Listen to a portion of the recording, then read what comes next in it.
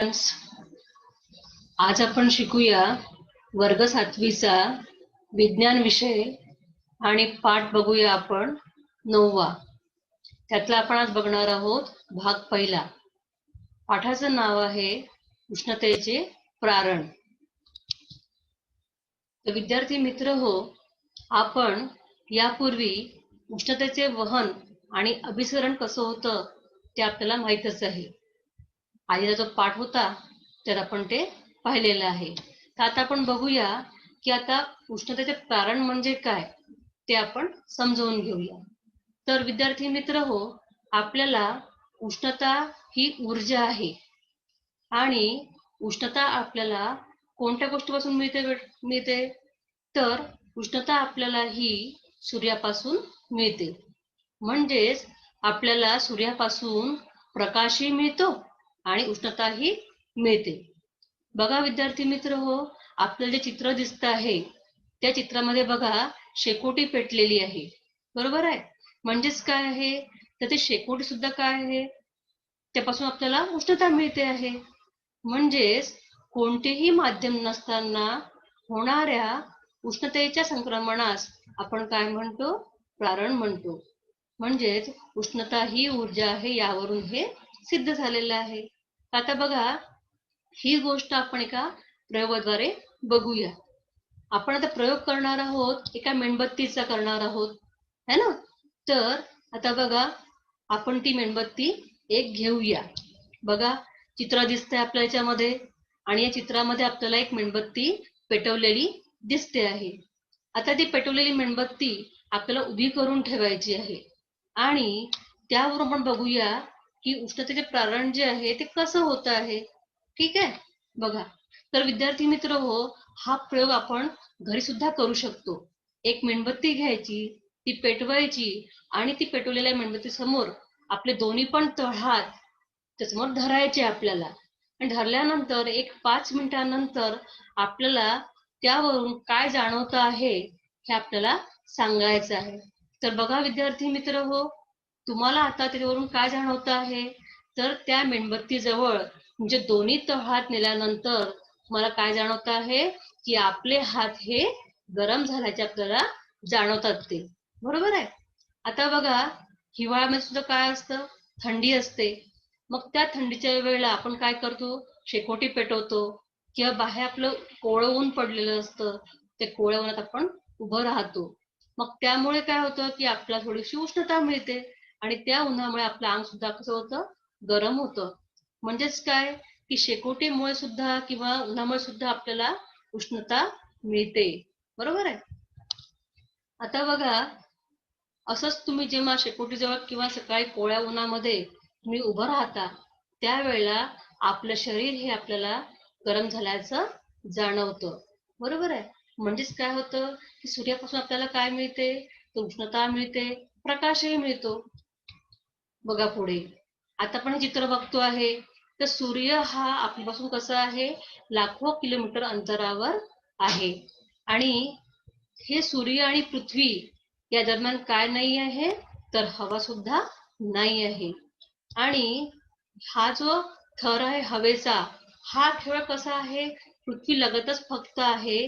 त्यामुळे काय होत आहे तर आपल्याला जी उष्णता मिळते आहे ती उष्णता आपल्यापर्यंत पोहोचते आहे सूर्याद्वारे, बरोबर.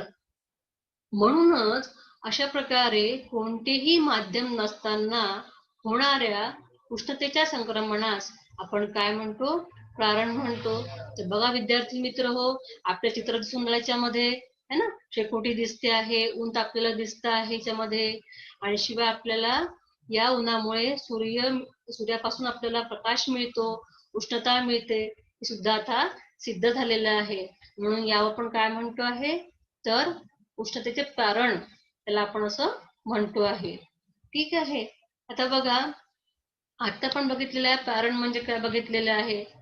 पुढे बघूया आता आपण की हे उष्णतेचे प्रारण होत असताना प्रारणे जेव्हा एखाद्या वस्तूवर पडतात तेव्हा त्या वस्तूचा काही भाग हा काय होतो, उष्णतेमुळे शोषून घेतला जातो, बरोबर आहे. तर पुढे बघूया आता आपण त्यामध्ये की ही जी प्रारणं पडलेली त्या वस्तूवर तर त्या वस्तूचा भाग आहे तो सुद्धा कसा होतो, परावर्तित केला जातो. बघा चित्र दिसतं, त्याच्यामध्ये आपल्याला काय होत आहे, सूर्याची जी किरण आहे ती कुठे पडत आहे, त्या वस्तूवर पडत आहे. त्यामुळे काय होत आहे, तो भाग आपला परावर्तित केला जातो आहे. तर तुम्ही पाहिलं असेल विद्यार्थी मित्र हो, की एखाद्या पदार्थाची जी कारणे असतात ती काय होतात, शोषून घेण्याची क्षमता त्या रंगावर ती अवलंबून असते. पुन्हा बघा, एखाद्या पदार्थाची उष्णतेची कारणे शोषून घेण्याची क्षमता ही त्याच्या रंगावर किंवा त्याच्या गुणधर्मावर अवलंबून असते. बरोबर आहे.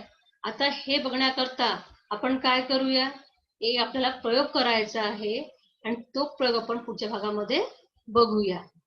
ठीक आहे.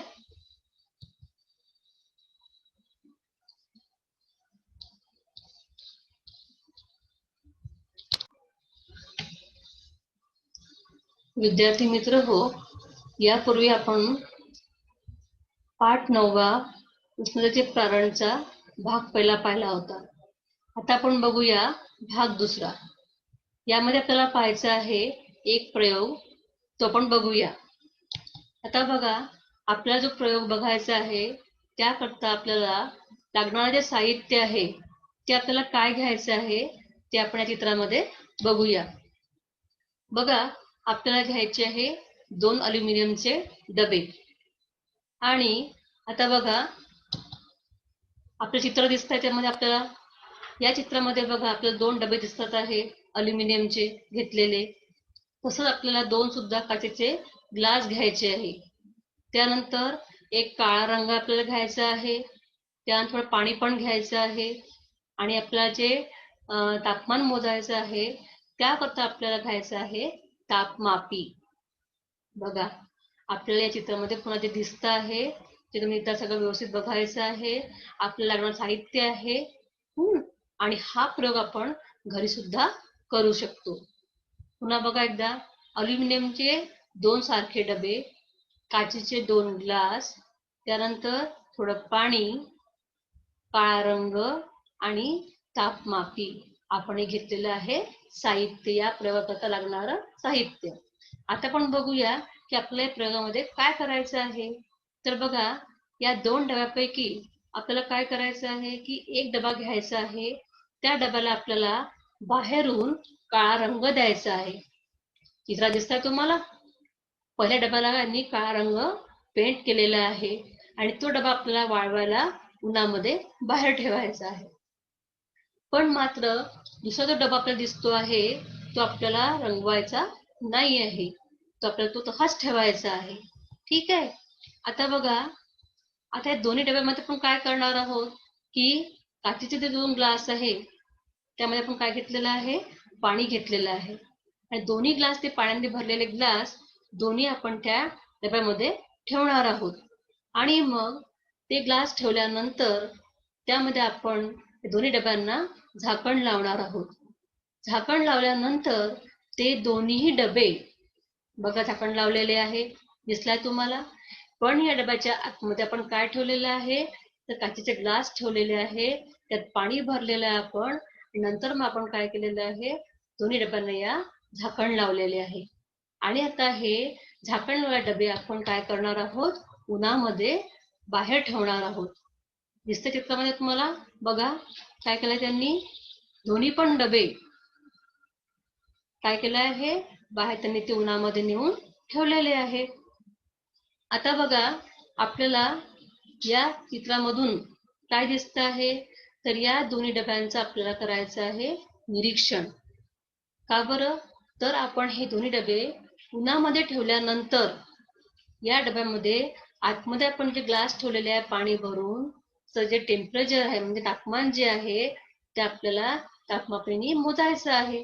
आणि ते मोजून आपलं काय करायचं आहे, निरीक्षण करायचं आहे. तर चला करूया आपण ते निरीक्षण आता याचं. बघा, आता उन्हामध्ये 2 तास ठेवल्यानंतर आपल्या डब्यात झाकण जे आहे ते उघडायचं आहे. आणि ते उघडल्यानंतर मग आता जो आपला पहिला डबा होता काळ्या रंगाचा, त्यातला आपण जे पाणी भरलेला ग्लास जो आपण ठेवलेला होता तो तापमान आपण मोजणार आहोत. आणि शिवाय दुसरा जो डबा होता त्यातलं जे पाणी भरलेला ग्लास होता त्यातली आपण तापमान मोजणार आहोत. तर विद्यार्थी मित्र हो, आपल्याला सांगता येईल का की या 2 डब्यापैकी कुठल्या डब्यामधल्या काचेच्या ग्लासामधलं पाण्याचं तापमान हे जास्त असेल आणि कुठलं कमी असेल? आपल्याला काही फरक दिसतोय का? सांगता येईल आपला फरक?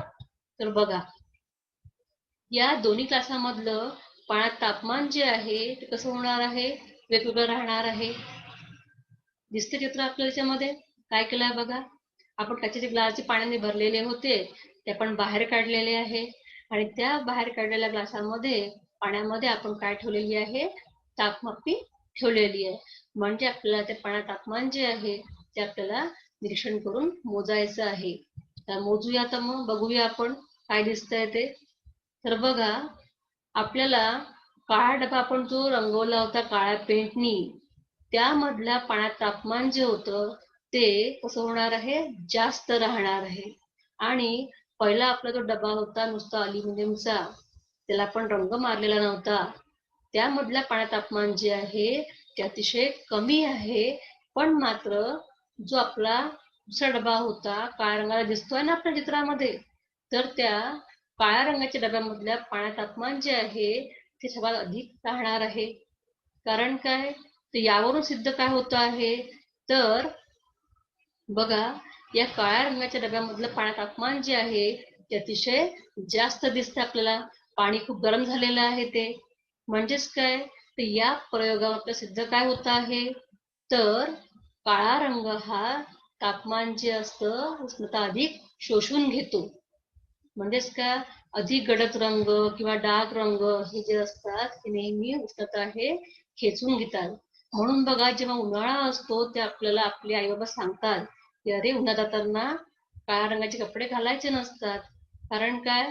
तर काळा रंग हा उष्णता जास्त शोषून घेतो. बरोबर आहे? आता बघा, तुम्हाला माहित काय दिसतंय तुम्हाला चित्रामध्ये? तुम्हाला काय दिसतंय याच्यामध्ये? तर या पाण्यात तापमान जे आहे ते अधिक वाढलेलं दिसत आहे. कशामुळे? तर या काळ्या रंगाच्या आपल्या रंगामुळे. काळा रंग हा अधिक उष्णता शोषून घेतो, त्यामुळे यातलं पाण्यात तापमान जे आहे ते अधिक वाढलेलं आपल्याला त्याच्यामध्ये दिसत आहे. म्हणजे यावर प्रसिद्ध काय होत आहे? तर कुठलाही गडद रंग असो किंवा काळा रंग असो, तो अधिक उष्णता शोषून घेतो किंवा खेचून घेतो. त्यामुळे आपण उन्हाळ्यामध्ये सुद्धा पांढऱ्या रंगाचे कपडे किंवा अधिक म्हणजे हलका रंग जो असतो ते कपडे आपण नेहमी घालायला पाहिजे. काळा रंग हा उष्णता जास्त शोषून घेतो, खेचून घेतो. म्हणून आपण नेहमी काय करायला पाहिजे की अगदी हलक्या रंगाचे कपडे उन्हाळ्यामध्ये वापरायला पाहिजे. बरोबर? तर बघा, चित्र आपण पाहतो याच्यामध्ये बघा, दिसतो आपल्याच्यामध्ये लाल रंग आहे, काळा रंग आहे, गडद निळा रंग आहे. तर हे जे डार्क रंग आहे कसे आहे? उष्णता शोषून घेणारे रंग आहेत. म्हणून बघा तुम्ही, आपण घराला जेव्हा रंग देतो तेव्हा त्यावेळेला आपण घराच्या रंगाविषयी अधिक आपण काय करतो? काळजी घेतो. का बरं? तर आपल्या घराच्या बाहेरच्या भिंतीला आपण नेहमी अगदी डार्क रंग देत नाही. आपण अगदी फिकट रंग देण्याचा प्रयत्न करत असतो. त्याचं कारण काय आहे? तुम्हाला माहितीच आहे की नेहमी गडद रंग हा उष्णता शोषून घेतो. त्यामुळे घराच्या ज्या भिंती असतात त्या सुद्धा अधिक गरम होऊ शकतात. बघा, आता आपल्याला हे घर दिसतं चित्रामध्ये, तर याला सुद्धा काय रंग दिलेला आहे? लाल रंग दिलेला आहे. आणि लाल रंग हा गडद रंग आहे. त्यामुळे हा उन्हाळ्यामध्ये काय होतो? हा रंग उष्णता जास्त खेचून घेतो किंवा शोषून घेतो. त्यामुळे आपल्या घराच्या ज्या भिंती असतात सुद्धा अधिक गरम होतात.